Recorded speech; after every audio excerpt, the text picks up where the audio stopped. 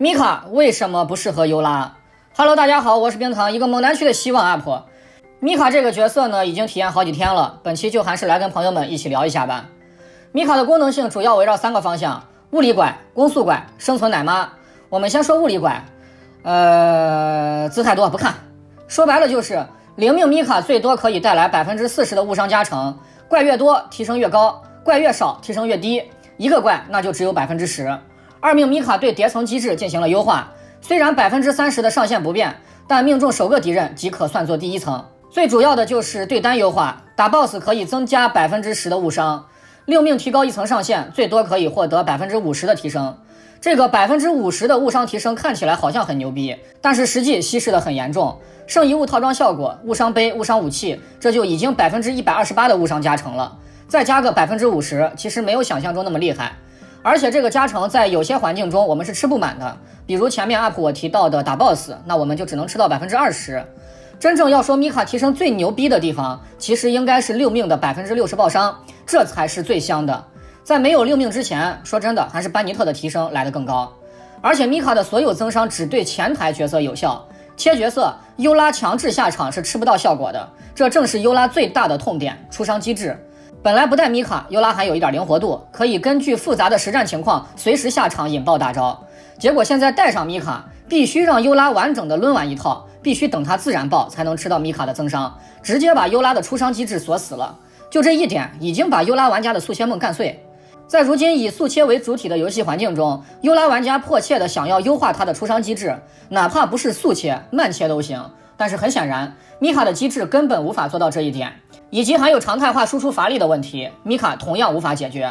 再来看攻速，这个功能在1技能上面与命中的敌人数量无关，甚至空放也可以触发。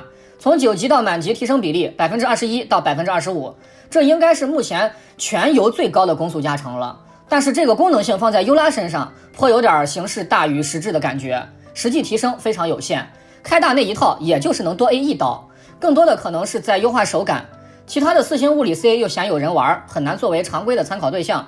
萧公灵人这一类角色带肯定是能带的，但是一个格子非常珍贵。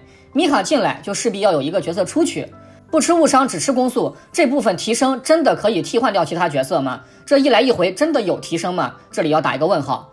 除非是物理流萧公这种冷门玩法，那确实存在就业空间。最后再看一看米卡的生存能力，可以看到这个回复量还是非常可观的。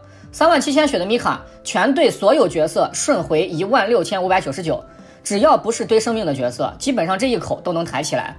前台角色回血最多2.5秒回一次，每次回复3316，这个呢就比较一般了，在面对高压环境的时候可能有点不够。还有一个东西值得一提，充能。由于1技能15秒的 CD， 米卡的铲球也就只够自充，指望靠它给优拉充能是不太现实的。要促进优拉的循环，还是原来的罗莎莉亚效果更好一点。总体上来说，米卡和优拉的适配程度有用，肯定是有用的，毕竟白纸黑字的数值在这写着，谁敢说一点用都没有，那肯定是睁眼说瞎话。但是好像又没有那么的有用，对优拉这个角色的诸多问题根本没有任何缓解。米卡和优拉的适配程度远没有达到雷神9条、五郎1斗、消散发这样高度契合的程度，感觉米卡的设计就是给优拉蹭一口汤喝。它真正适配的应该是一个对攻速存在一定需求，常态化输出优秀，不过分依赖 Q 技能，或者说不靠米卡即可完成自充，并且不存在角色下场伤害滞后这种机制的物理流 C 位。这种角色将来能不能出，以及什么时候出，不知道。一句话总结，未来可期。那么最后，愿朋友们在抽卡的道路上好运连连，金光多多，十连不歪，早日满命。也希望大家可以一键关注，长按3连支持一下 UP 主。就先在这里，谢谢大家了。那么我们下期不见不散 ，respect。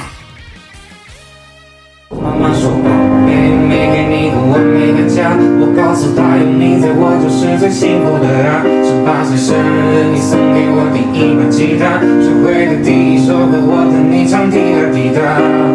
这次一定关注。